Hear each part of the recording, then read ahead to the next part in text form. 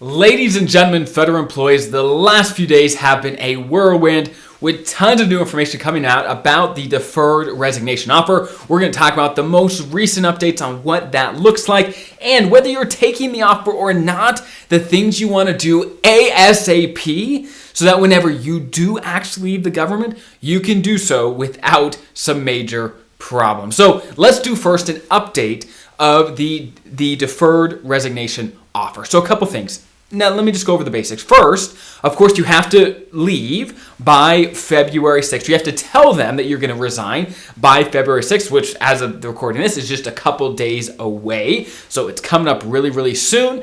You have to tell them by February 6th, and then you have to be gone by September 30. Now, a couple things.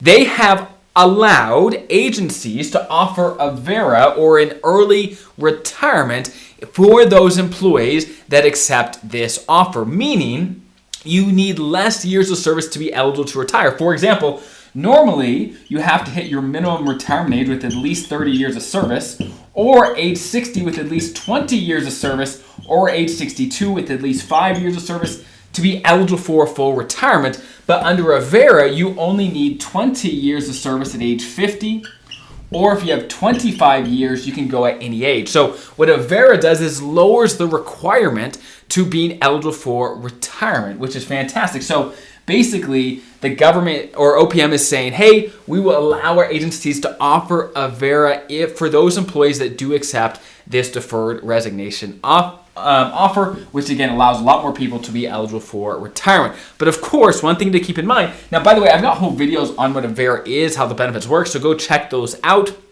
But obviously, if you take this offer with a VERA, because you have fewer years of service, your pension is going to be smaller by definition. Not because there's reductions to this type of retirement per se, it's just because you have less years of service, so your pension is going to be smaller. So that's the first thing that has been changed over the last couple of days, is they have added a VERA. Now, that doesn't mean your agency has to offer a VERA. Not all agencies will. I've heard from some agencies specifically that say, no, we will not offer VERAs because they're not trying to get rid of a bunch of people. Not all agencies are, but many are. So definitely want to check with your agency. Number two, there has been an addition where if you're not eligible for retirement until December 31, so for example, normally you'd have to be gone by September 30th of this year, but if you're not eligible for retirement until December 31 or sometime in between, then they will allow you to take this offer as long as you're gone by that time. That's one thing they added as well. So number one, they added the VERA for some agencies. Number two, they extended it to December 31 for those that aren't eligible yet for retirement by 9/30.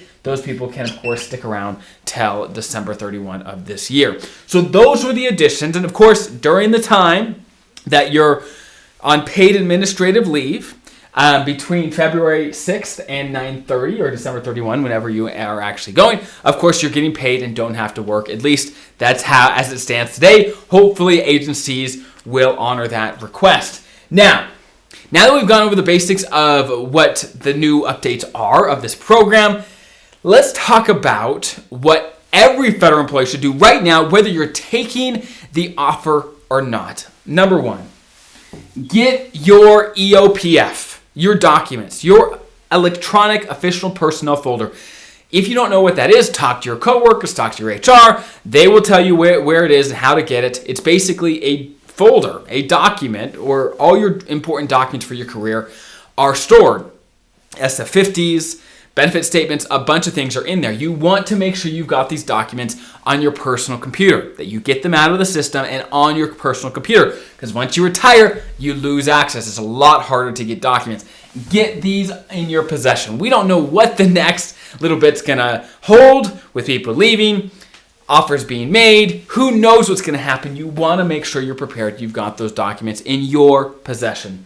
Next, if you are waiting to do anything like buying back military time or paying a deposit for some time that you want to buy back, anything like that you're trying to get figured out with your career, do it ASAP. These processes like buying back military time and those sort of things, they can take a long time. And if you're not prepared, if you don't have things bought back or done correctly by the time you want to go, by the time another offer is made, whatever it may be, it simply may be too late for you. You want to get these things done ASAP. Next, is your paperwork in order? Just in general, does your HR have record for all of your career? Is everything in order? Is everything in order? Is everything straight? And if you were to retire, do you know what options you'd elect on the retirement application?